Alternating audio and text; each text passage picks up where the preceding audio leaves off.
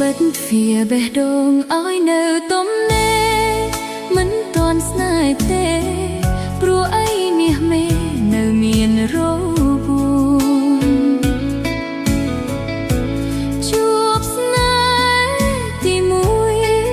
គឺស្នេហ៍បោកប្រាស់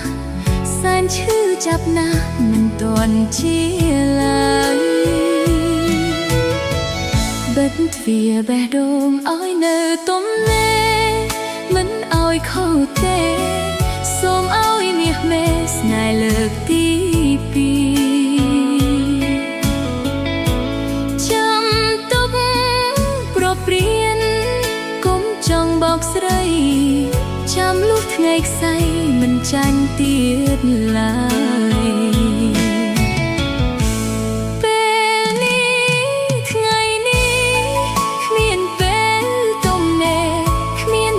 ចង់ស្នេហ៍ជាមួយអ្នកណាលៀងរបួសចាស់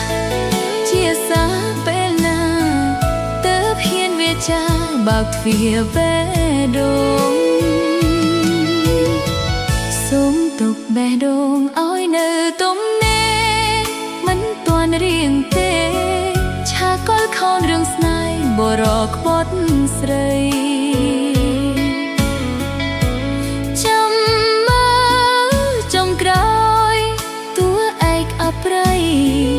យំដោយដៃស្រីទើបប្រុសដឹងខ្លួន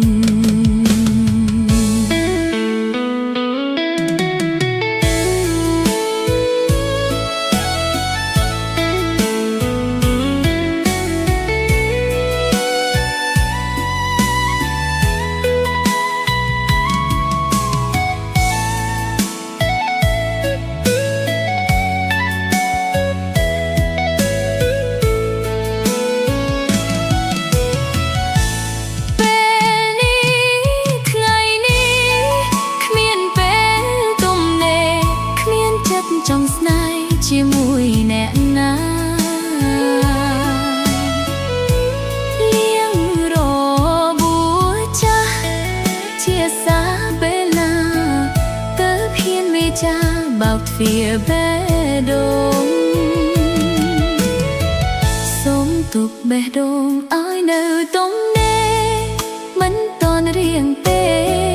ឆាកលខនរឿងស្នេហ៍បរោះក្បត់ស្រី